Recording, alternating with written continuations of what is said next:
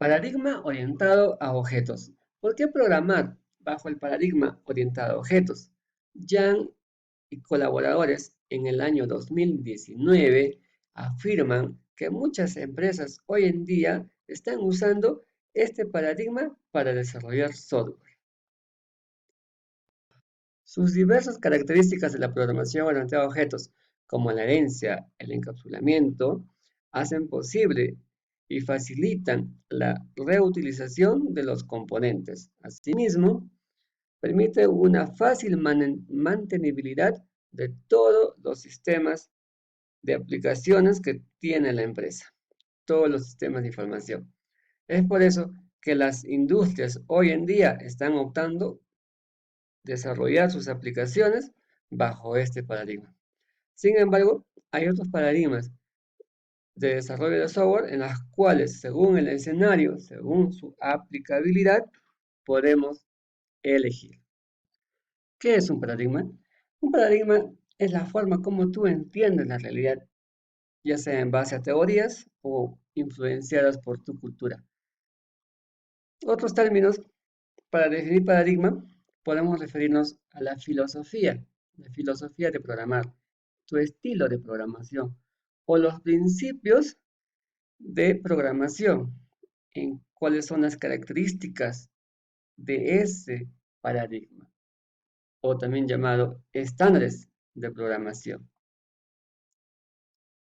¿Y qué es el paradigma orientado a objetos?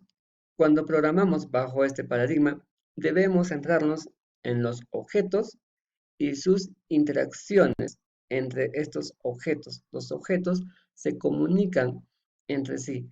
¿Pero qué es un objeto? Un objeto es toda cosa del mundo real que tú percibes e incluso los que no los percibes. Por ejemplo, figura, una ecuación matemática. Los objetos que se perciben, por ejemplo, son acá las personas.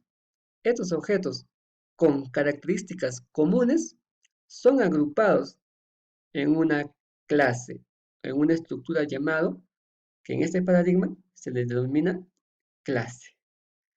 Entonces, esta clase describe las características comunes que tienen estos objetos.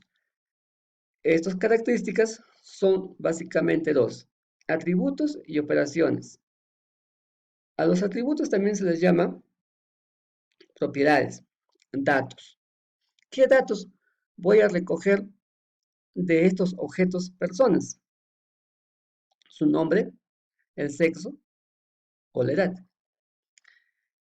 Y la otra parte de la característica de un objeto son sus operaciones, también llamados servicios, métodos y más conocido en el mundo del paradigma, son llamados comportamientos.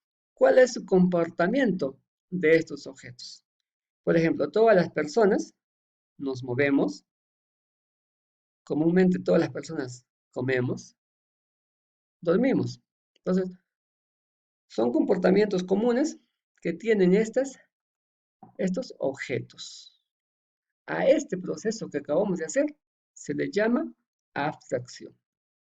Esta forma de programar está basado en el paradigma bottom-up, que va desde lo específico a lo general. En este caso, desde la unidad mínima de un software que es la clase hacia un componente, hacia un sistema completo, todo un ERP, por ejemplo. Cuando programamos bajo este paradigma, debemos hacerlo en términos de las cosas de la vida real, de lo que está a nuestro alrededor, de lo que percibimos. Por ejemplo, en este dibujo vemos a una persona conduciendo un automóvil. Para representar esto en un programa, deberíamos definir las clases, es decir, estos objetos, abstraerlos en clases. La primera clase sería la clase persona. Eh, Toda persona tiene un nombre.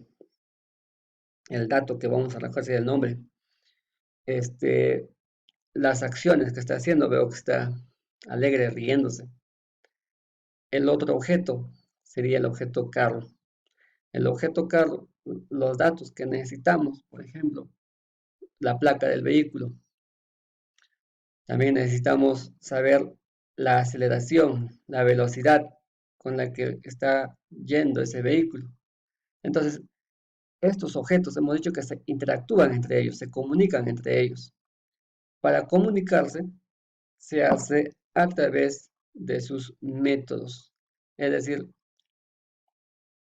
cada objeto tiene una interfase y las interfaces son los métodos sobre la cual el otro objeto va a interactuar.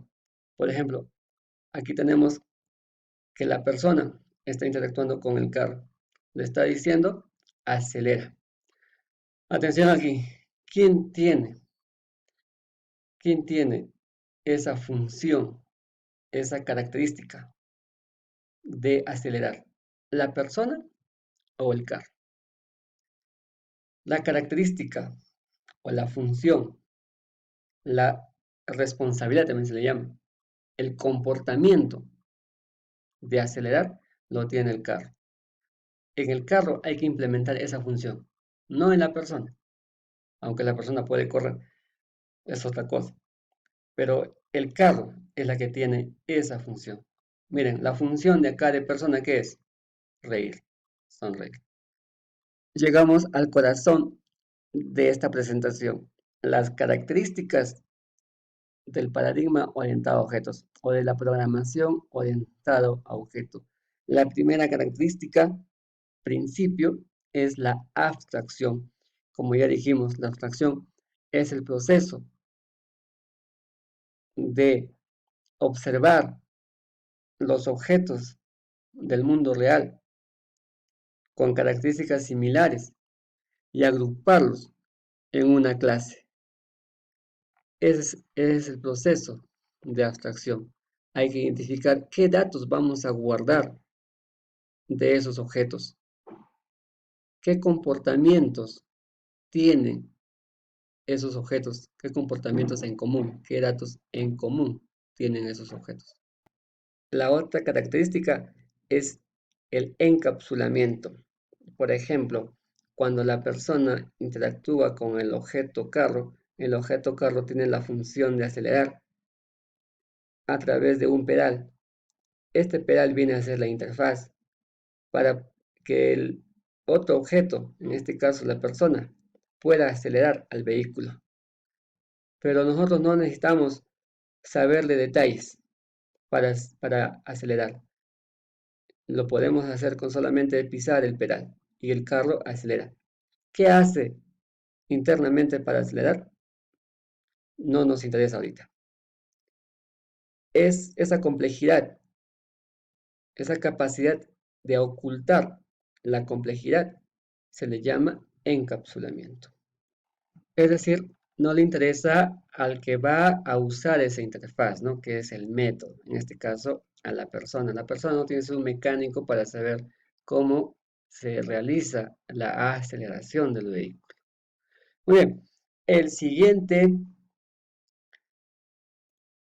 principio o característica son el polimorfismo y, por último, la herencia. Son cuatro características de la programación orientada a objetos. No olviden también cuatro pilares o principios de la programación orientada a objetos. Entonces, acá tenemos el polimorfismo,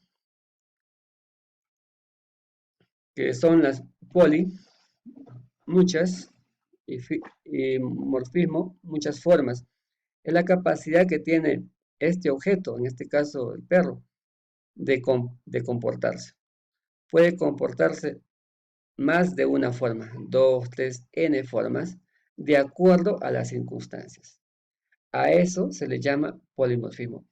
Cada uno tiene su habilidad de cómo defenderse, cómo atacar. Entonces, esas diferencias de implementación se le llama polimorfismo.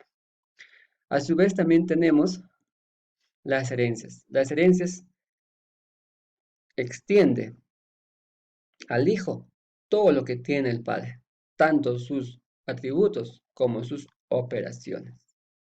Entonces, mientras que el polimorfismo no extiende,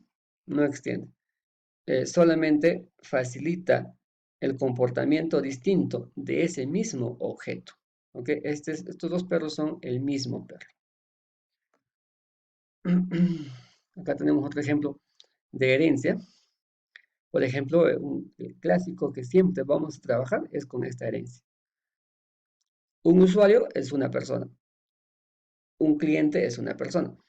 Lo estamos separando los datos comunes en la tabla o en la clase padre, para que estos datos comunes no se repitan en cada tabla. De esa manera, entonces, el hijo va a tener más atributos que el padre y también más comportamientos que el padre. Esto lo vamos a ver en los siguientes videos. Por su parte, el polimorfismo se puede implementar de la misma forma que una herencia, pero recuerden que la aplicación es distinta. Acá no se extiende la funcionalidad ni los datos, los atributos del padre, sino que es una copia del padre. El hijo es la copia del padre, la copia fiel. Es decir, el hijo no hace otra cosa de lo que hace el padre. ¿Ok?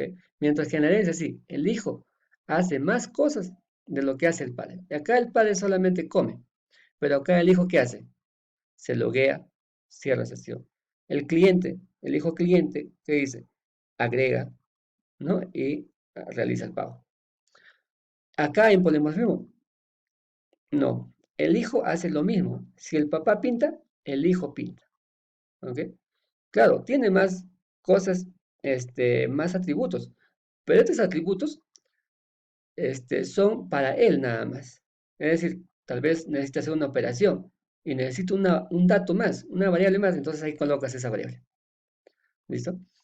Lo otro importante acá es que cuando trabajamos con polimorfismo, como el hijo hace lo mismo que el papá, el objeto que va a utilizar al polimorfismo lo hace a través del padre, mientras que en la herencia lo hace a través del hijo.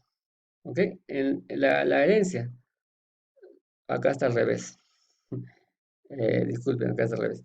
Este, la herencia, el helper, referencia al hijo. ¿Por qué? Porque el hijo es el que tiene mayor funcionalidad. El padre tiene funcionalidad limitada. El hijo tiene más. ¿Ok? En cambio, acá no. Acá acceder al hijo no tiene sentido. Se accede al padre, porque de acuerdo a lo que el papá va a decir, digamos, píntate. ¿Qué vamos a pintar? Ya sea un círculo o vamos a pintar un rectángulo. Esa es la diferencia. Bien, seguidamente, para terminar, tenemos acá el modelamiento de la programación orientada a objetos. También trabajamos con el UML. Este UML son justamente los estereotipos de una clase, por ejemplo. Esta clase tiene tres lados. El nombre de la clase, donde van a ir los atributos y donde van a ir las propiedades. También tenemos diferentes tipos de relacionarlos. Lo que hemos visto anteriormente ha sido de generalización para la herencia, realización para las implementaciones del polimorfismo, y acá vemos otra que es de dependencia. Eso quiere decir que para generar una orden, primero tengo que tener un cliente. Espero que te haya gustado y ayudado este video.